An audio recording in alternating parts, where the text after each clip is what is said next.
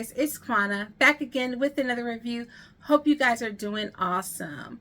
So, I'm becoming a little bit more of a romantic comedy girly in my older years, and I decided to check out The Idea of You.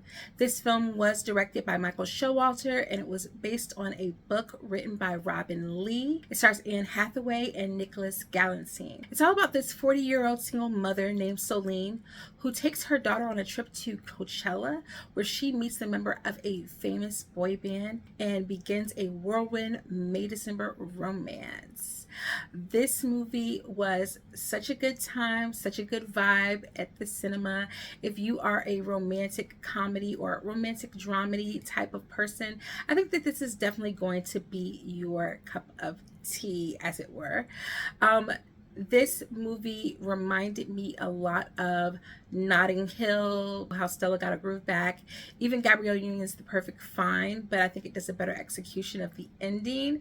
And it was giving me a lot of warm and fuzzies. Every once in a while, Anne Hathaway needs to show up and remind us that she is that girl, and she definitely was reminding me in this movie that she is that girl that I thought she was. This is definitely, I think, going to be a movie that I'm going to watch again and again.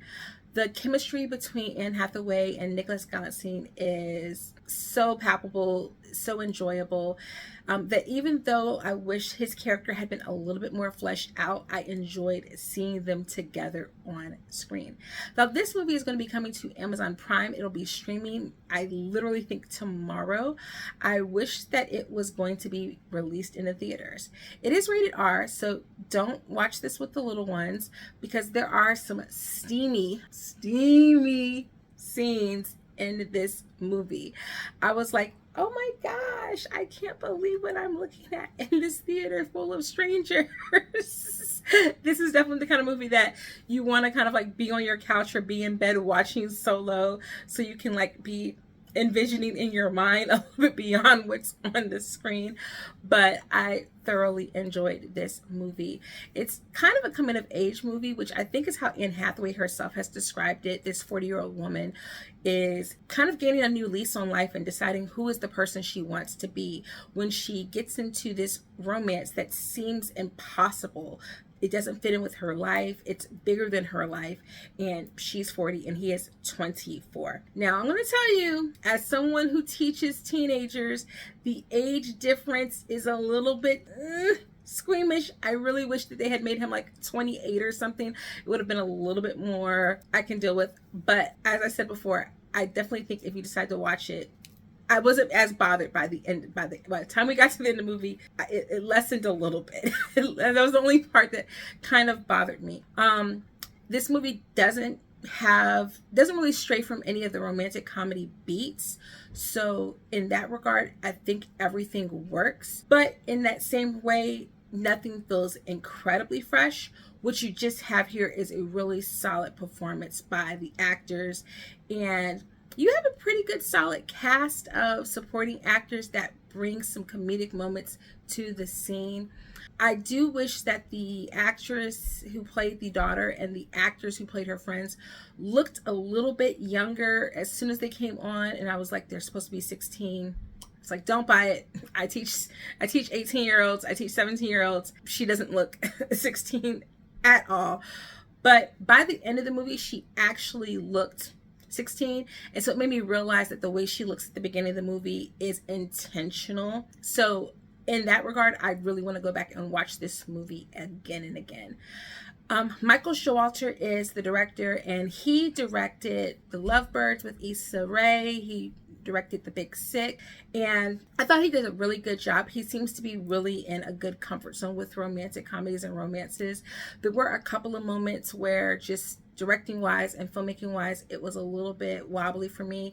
There were some camera decisions that I thought for some of the scenes did not work, but the montages were strong, and most of the camera work in the beginning and end of the movie were completely solid. But let's talk about Robin Lee, who you might remember from movies such as Deliver Us from Evil, where she played one of the fabulous four Dandridge sisters in the film starring Gabrielle Union and LL Cool J. She was also in Hitch with Will Smith, and I didn't even know that this woman had written a book, let alone a romance book. So it's definitely going to go in my TDR like immediately, so it'll be definitely part of my summer read.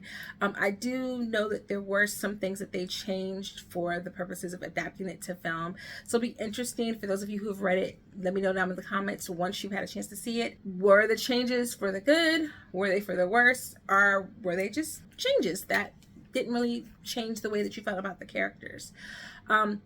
Nicholas Galitzine looks and feels like a boy band member, hands down, absolute 100%. And so he was completely believable. Can't wait to see him in even more roles. I've seen some of his other work.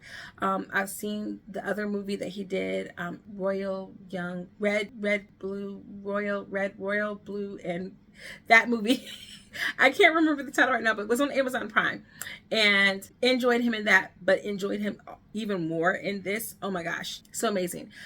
He starts as a member of the boy band August Moon, and their songs for this movie were mwah, chef's kiss. If you enjoyed Turning Red and you loved Four Town, I think you're going to enjoy August Moon completely. Other than that, there were some issues with the pacing in between acts 2 and 3 of the movie, where they were just kind of repeating some of the same obstacles again and again. It's not uncommon for a romantic comedy to do that, but it was a little bit tedious. What made it worse is that I was sitting next to a slightly obnoxious older gentleman who wanted to complain about the movie, most of the movie, as though he had never seen a romance movie before, and I was ready to swat him with a newspaper at that point. So those things kind of dragged it out for me, but it picked back up towards the end, and I was glad with the ending. Those of you who've seen my Perfect Find review, once you watch this, you'll understand exactly why I was happy with this ending. If you love romantic comedies, I definitely think that you're going to enjoy this. I suspect that this is going to be one of the biggest releases for this weekend. So do me a favor, if you watch the movie, come back and let me know what you thought about it.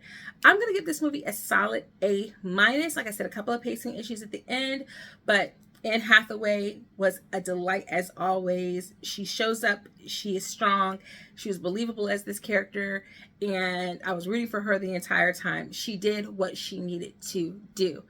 Point blank, period. Let's talk about the fact that she's also an executive producer with this, and so is Gabrielle Union. Okay, so definitely a lot riding on this. Let me know if you enjoyed the idea of you, and cozy up and see it at home. I mean, at least that way you won't be blushing in the theater like I was. Hope you enjoyed this video. Do me a favor, if you enjoyed it, hit the subscribe button down below and give it a thumbs up, and I'll see you guys in the next video. Toodles!